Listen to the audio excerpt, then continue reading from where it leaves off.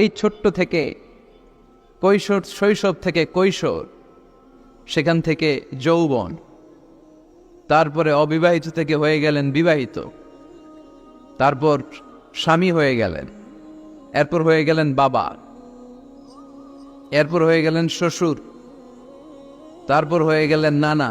আর কতদিন? অনেক দিন তো হলো এই পৃথিবীতে, চলে যেতে হবে, ঠিক কি না? This is the nature of life.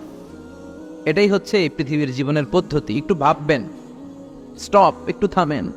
অনেক ছুটছি আমরা, অনেক কম্পিটিশন, অনেক প্রতিযোগিতা। থামেন, একটু থামেন, অনেক হয়েছে, আর না। এবার একটু ভাবেন যে আমাকে চলে যেতে হবে। মাঝে মাঝে কবরস্থানে যাবেন। এই এলাকায় কবরস্থান আছে? কোথায়? আশেপাশে। কবে গেছিলেন? কবে যে গেছি মনেই নাই, ঠিক না? কবরস্থানে যাওয়ার সময়টাও হয় না। একটু যাবেন, যে তাকাবেন যে শুয়ে আছে এখানে, ছোট বাচ্চারা শুয়ে আছে, আমার মতো যুবকরা শুয়ে আছে, বৃদ্ধরা শুয়ে আছে। এখানে যারা ছিল এরাও আমার মতো হুন্ডা হাঁকিয়ে বেড়াতে। এখানে অনেক যুবক শুয়ে আছে যাদের রক্ত আমার চেয়ে বেশি গরম ছিল, যারা বাপের বেটা পালোয়ান ছিল। আজকে সব শেষ, কিচ্ছু নাই, শুধু অন্ধকার আর অন্ধকার। এই অন্ধকার যেন শেষ হতে চায় না। এজন্য একটু থামেন, একটু ভাবেন। Ponder on it, ponder on death, think about the death. মৃত্যু নিয়ে একটু ভাবেন। এই পৃথিবীর এই মরিচিকা, এই লোভ, এই লালসা, এই প্রতিযোগিতামূলক পৃথিবীর মায়াজালে আর কতদিন? একটু ভাবেন যে আমাদেরকে চলে যেতে হবে। যার আছে বেশি চায় বেশি, যার যত আছে তার তত চাহিদা। যার সাইকেল আছে সে হুন্ডা চায়, ঠিক কিনা? যার হুন্ডা আছে সে প্রাইভেট কার চায়, চায় না? যার প্রাইভেট কার আছে সে প্লেন চায়। একটা প্লেন যদি থাকতো আমার, খালি উঠতাম আকাশে। যার প্লেন আছে ও হেলিকপ্টার চায়, ঠিক কিনা? এই যে চাওয়া, আরো লাগবে, আরো আরো। যার 2 তলা সে 5 তলা বানাতে চায়, ঠিক কিনা? যার 4টা বাড়ি ও 8টা বাড়ি যায়, তাই না? এলাকার মেম্বার চেয়ারম্যান হতে যায়, চেয়ারম্যান এমপি হতে যায়, এমপি মন্ত্রী হতে যায়, মন্ত্রী কি হতে যায়? প্রধানমন্ত্রী হতে চায়। ইদানিং সময় দেখতে পাচ্ছি যে মাননীয় প্রধানমন্ত্রী শেখ হাসিনা অনেক বিষয়ে জিরো টলারেন্সে রয়েছেন। I do appreciate such kind of initiative in Bangladesh. এখন দেখতে পাচ্ছি যে দুর্নীতি দমন কমিশন আগের চেয়ে একটু সচল হয়েছে, ঠিক কিনা? বিভিন্ন মন্ত্রণালয়ের কাজের যে স্পিড, এটা একটু বেড়েছে। এটা যেন লোক দেখানো না হয়, এটা যেন সাময়িক সময়ের জন্য না হয়, এটা যেন একটা কন্টিনিউয়াস প্রসেস হয়। তাহলেই বাংলাদেশের উন্নতি হবে। চিল্লায় বলেন, ঠিক কিনা? আমরা জনসাধারণ, আমরা খেটে খাওয়া মানুষ, আমরা খুব বেশি কিছু চাই না। আমরা চাই নিরাপত্তা, আমরা চাই দুবেলা দুমুঠো খেয়ে পড়ে থাকার অধিকার, আমরা চাই কথা বলার স্বাধীনতা, আমরা চাই চিন্তার স্বাধীনতা, আমরা চাই আসল অর্থে স্বাধীনতা। চিল্লায় বলেন, ঠিক কিনা? এরকম একটা দেশ যেন আমরা গড়তে পারি, আল্লাহ তৌফিক দাও। তাহলে যার আছে যত বেশি, তার চাহিদাও তত বেশি। এজন্য বিষ্ণু বলেছেন, উনজুর ইলা মান হুয়া আসফালা মিন, তোমার চেয়ে যে নিচে আছে তার দিকে তাকাও। তোমার চেয়ে যে উপরের দিকে আছে তার দিকে তাকিও না। উপরের দিকে তাকালে তোমার কষ্ট লাগবে, কিন্তু নিচের দিকে তাকালে তোমার শুকরিয়া আদায় করতে মন চাবে, ঠিক কিনা? শেখ সাদি রাহিমাহুল্লাহ, নাম শুনছেন না? ওনার একবার আর্থিক ভাবে খুব খারাপ অবস্থা যাচ্ছিল, ওনার পায়ে জোতা ছিল না, কি ছিল না। তো উনি মন খারাপ যে আয়রে, আমি এত বড় ইরানি কবি, আমি বালাগাল উলা বিকামালিহি কাশাফাত দুজা বিজামালিহি লিখলাম, ওটা বিশ্বব্যাপী আমার এত নাম দাম, আমার পায়ে জুতা নাই। উনি বেজায় মন খারাপ করে রাস্তায় বেরিয়ে হাঁটছেন খালি পায়ে। হাঁটতে হাঁটতে হঠাৎ একটা লোকের দিকে তাকালেন, দেখলেন ওই লোকের 2টা পাই নাই।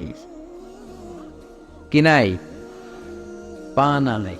এবার উনি আল্লাহর শুকরিয়া করেন যে আল্লাহ অনেক দিয়েছ, অনেক দিয়েছ, শুকর আলহামদুলিল্লাহ। এজন্য আপনার চেয়ে খারাপ অবস্থানে যে আছে তার দিকে একটু তাকান। আপনি আপনার অবস্থানে সন্তুষ্ট না, কিন্তু অনেকে আছে আপনার অবস্থানে আসার জন্য সংগ্রাম করে যাচ্ছে।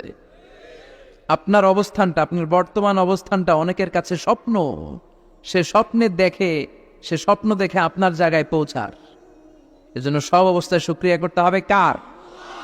মানুষের স্বভাব হচ্ছে মানুষ বেশি বেশি চায়। রব্বুল আলামিন বলেন, আল্লাহকুমুত তাকাসুরু হাত্তা যুরতুমুল মাকাবির।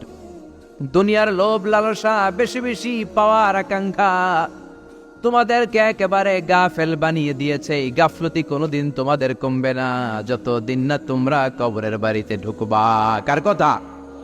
রব্বুল আলামিন বলেন, আল্লাহকুমুত তাকাসুরু হাত্তা যুরতুমুল মাকাবির।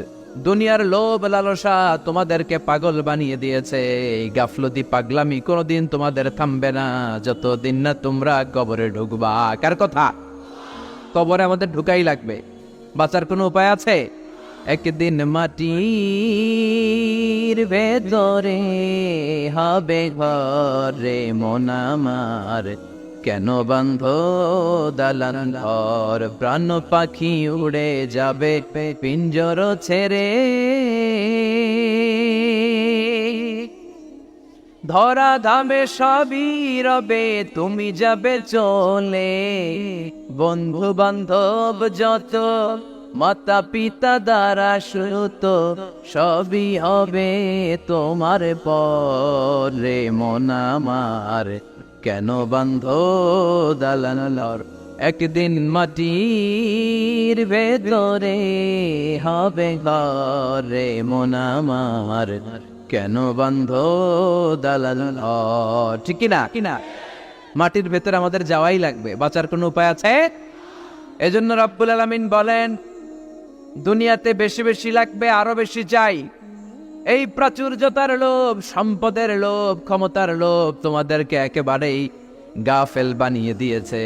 আখিরাতকে একেবারে বেমালুম তোমরা ভুলে গিয়েছো। তোমাদের গাফলতি কমবে না যতদিন না তোমরা কবরের ভিতরে ঢুকবা। ঠিক কিনা? কবরে ঢুকার আগ পর্যন্ত এই যে আমাদের আরো চাই, আরো লাগবে, এটা কোনোদিন কমবে না। একমাত্র কবরই পারে আমাদেরকে স্তব্ধ করে দিতে, আমাদেরকে থামিয়ে দিতে পারে শুধুমাত্র কেবলমাত্র কবর। চিল্লায় বলেন ঠিক কিনা? ওই কবরে ঢোকার আগ পর্যন্ত খালি হাত পাতে, আরো দাও। যারা হাত পাতে এদেরকে আরবিতে বলে ফকির। কি বলে? আল্লাহ বললেন, তোদের স্বভাব হচ্ছে ফকিরদের স্বভাব। কার কথা? ইয়া আইয়ুহান্নাসু আনতুমুল ফুকারাউ ইলাল্লাহ ওয়াল্লাহু হুয়াল গনিয়ুল হামিদ। ও দুনিয়ার মানুষেরা, তোমরা সবাই ফকির, আসল ধনী একজন। চিল্লায় বলেন তিনি কে? তিনি হচ্ছেন আল্লাহ। তিনি কারো কাছে চায় না, আর সবাই তার কাছে চায়। ঠিক কিনা? আমাদের স্বভাব আরো চাই। এই স্বভাবটা আমাদের পাল্টাতে হবে। আপনি একটু যোগ বিয়োগ দিবেন যে সুখে শান্তিতে, সুখ শান্তি খুব আপেক্ষিক বিষয়। খেয়াল রাখবেন, সুখ শান্তি টাকা দিয়ে কেনা যায় না, এই কথাটা মনে থাকবে। আপনার যদি টাকার পাহাড় হয়, খেয়াল করে বুঝেন, আপনার যদি টাকার পাহাড় হয়, সম্পদের পাহাড় হয়, আপনি গাড়ি কিনতে পারবেন, বাড়ি কিনতে পারবেন, কিন্তু সুখ কিনতে পারবেন না। সুখ কিনতে পাওয়া যায়? আছে ফেনীতে সুখ এন্টারপ্রাইজ আছে, যে জায়গায় সুখ বিক্রি করে। তাহলে আজকে নিয়ে যাব আমি গাড়িতে কইরা কয়েক কেজি। আছে না, সুখ কিনতে পাওয়া যায় না, এটা আপেক্ষিক বিষয়। আবার আপনার যদি অনেক টাকা হয়, পয়সা হয়, আপনি খেয়াল রাখবেন, আপনি খাট কিনতে পারবেন, দামি কম্বল কিনতে পারবেন, বালিশ কিনতে পারবেন, কিন্তু ঘুম কিনতে পারবেন না। ঘুম কিনতে পাওয়া যায়? ফেনীতে কেউ বেচে ঘুম? আপনি যদি ডাক্তারের কাছে যেয়ে বলেন, ডাক্তার সাহেব আমারে 5 কেজি ঘুম দেন, ডাক্তার কবে, ধুর মিয়া আমারই ঘুমে ধরে না, আমারই মাঝে মাঝে টেনশনের ছোটে ঘুম আসে না, আপনারে কি দিব ঘুমের? তো এই জন্য ঘুম কিনতে পাওয়া যায় না। খেয়াল রাখবেন, সুখ শান্তি এগুলো আল্লাহর দান। অল্পেও সুখ থাকতে পারে, ঠিক কিনা? আপনি বিশ্বনবীর জীবনী পড়ে দেখেন, বিশ্বনবী অল্প খেতেন, অল্প পড়তেন, অল্প জমাতেন, আর অল্পের ভিতরে সুখ দিয়েছে কে? টাকা যার বেশি, দুঃখ তার বেশি। টাকা যার বেশি, কষ্ট তার বেশি। টাকা যার বেশি, টেনশন তার বেশি। আপনি খেয়াল করে দেখেন, যারা বড় বড় ভিআইপিস এন্ড সিআইপিস, অনেকদের সাথে আমাদের পরিচয় আছে। তো ফ্যামিলিগত অনেক বিষয় আমরা কিছুটা জানি। সুখ নাই, শান্তি নাই, খালি কষ্ট আর ব্যারাম। আর কি? বেড়া আরাম আছে ইসলামের ভিতরে। আপনি অল্প খেয়ে অল্প পড়ে শুকুর গুজার হবেন, এটার ভিতরে শান্তি আর আরাম ঢুকাই দিয়েছে কে? আপনি খুঁজে দেখবেন যে অনেক কোটি টাকার মালিক, এদেরকে সিআইপি বলে। বড় শিল্পপতিদেরকে কি বলে? CIP, commercially important person. এদের জন্য এয়ারপোর্টে একটা লাউঞ্জ থাকে, এয়ারপোর্টের ভিতরে আলাদা লাউঞ্জ, দেখবেন বড় করে লেখা সিআইপি লাউঞ্জ।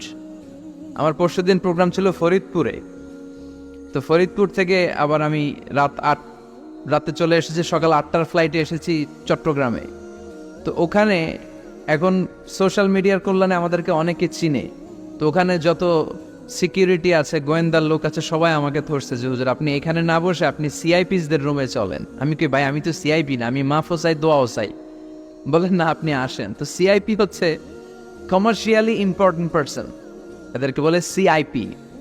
তো এরকম অনেক সিআইপিদেরকে আমরা চিনি, ঘরে সুখ নাই, শান্তি নাই, স্বামী স্ত্রীর মধ্যে ভালোবাসা নাই, আছে মানিল, ধরাধরি, কাটাকাটি, মারামারি, ছেলে মেয়েদের সাথে সুখ নাই, শান্তি নাই, ছেলে কথা শোনে না, ছেলে টানে গাঞ্জা, আছে না নাই? মেয়ে করে পরকিয়া, মায় দেখে কিরণমালা। তো এইটা কি কোনো সংসার? এটা জাহান্নামের টুকরা। আচ্ছা, এবার আসেন অল্প পয়সার মানুষ যারা ফ্যাক্টরিতে কাজ করে, রিক্সা চালায়, কুলি মজুর, দেখেন এদের রোগ বালাই নাই, কষ্ট নাই, ঘরে শান্তি, নিজেও নামাজ পড়ে, আবার ফ্যামিলিতে যারা আছে ওরাও নামাজ পড়ে, ছেলেটাও নামাজ পড়ে, মেয়েটাও নামাজ পড়ে, ছেলেটাও সূরা ফাতিহা পড়ে, মেয়েটাও পড়ে, আলহামদুলিল্লাহ বলে। এটারে সুখ বলে। সুখ চিনে নিয়ে যান, এটারে টাকা দিয়ে কিনতে পাওয়া যায় না। যারা ধনী, এই সিআইপিসদের টেনশন বেশি, এদের রোগ বেশি, এমনকি এরা খেতেও পারে না। ডাক্তার তাদেরকে খুবই রেস্ট্রিক্টেড একটা ডায়েট প্রেসক্রাইব করে। ডাক্তাররা বলে আপনি গোশত খাবেন না, মাছ খাবেন না, আপনি খাসি খাবেন না, চিংড়ি খাবেন না, শুধু খাবেন ঘাস, শুধু খাবেন সবজি, ভেজিটেবল। খুবই রেস্ট্রিক্টেড ডায়েট। ভেজিটেবল খেতে পারে, অল্প লিমিটেড কিছু ভাত খেতে পারে, রুটি খেতে পারে। তার মানে খাওয়াতে সুখ নাই, ফ্যামিলিতে সুখ নাই, রাতে চোখে ঘুম নাই, ঠিক কিনা? ঘুমের ট্যাবলেট 4টা-5টা খেয়ে এরা ঘুমাতে যায়, এরপর লাফ দিয়ে ওঠে, আছে না নাই? কিন্তু ঘুমের জন্য যে ট্যাবলেট লাগে এটা রিক্সাওয়ালারা জানেই না। সুবহানাল্লাহ পড়ে। দিস ইজ কল্ড পিস, এটার বলে শান্তি। এই শান্তি দেওয়ার মালিক কে?